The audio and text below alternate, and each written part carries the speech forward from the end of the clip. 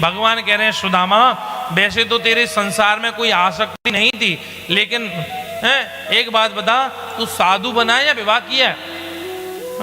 सुदामा जी कहने लगे, प्रभु मेरा मन तो था नहीं, पर घर वालों ने जबरदस्ती मेरा विवाह कर दिया।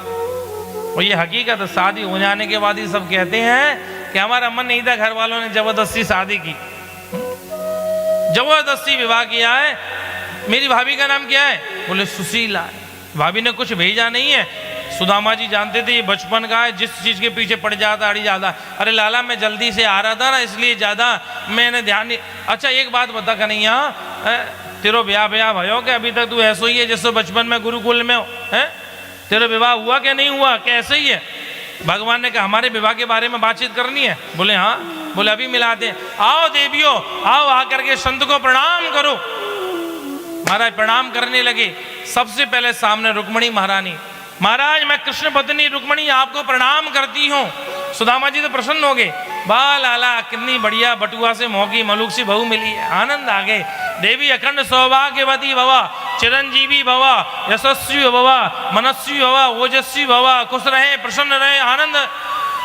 इतने ढेर सारे आशीर्वाद दिए, बड़ा सुंदर। जैसी रुक्मणी बगल हुई तो बगल होते ही तुरंत पीछे से सत्यभामा आ गई। महाराज मैं कृष्ण पत्नी सत्यभामा आपको प्रणाम करती हूं। और सुदामा जी ऐसे देखने लगे, लाला ये क्या है?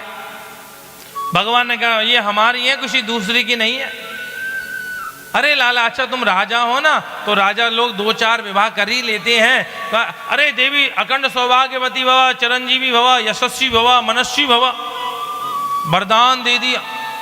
इतनी में पीछे जामवती आ गई, महाराज मैं कृष्ण पत्नी जामवती। और सुदामा जी कन्हैया देखे, कन्हैया सुदामा, लाला ये कहा भला है? बोले भला है ना है, ये सब अबला है, अपनी ही है।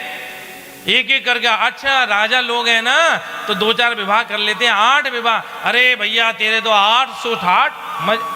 इतने में 8 पटरानी एक तरफ हुई, देखा तो यहां से लेकर के 11 सेक्टर तक लेनी लेन लगी।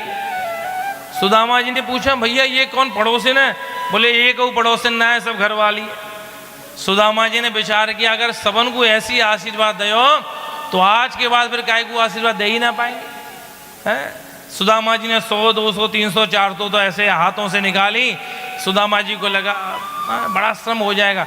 और सुदामा जी क्या सोच रहे हैं? बोले अगर ये खड़ी रहेंगी तो कृष्ण पत्नी बड़ी सुकुमार है, बड़ा कष्ट होगा। बोले लाला ने कि यहाँ पे आप बहुत दिनों में मिले हैं तो ये एक काम करे ना, तू ही सबकी तरफ से प्रणाम कर ले, मैं तो कोई आशीर्वाद दे दूं।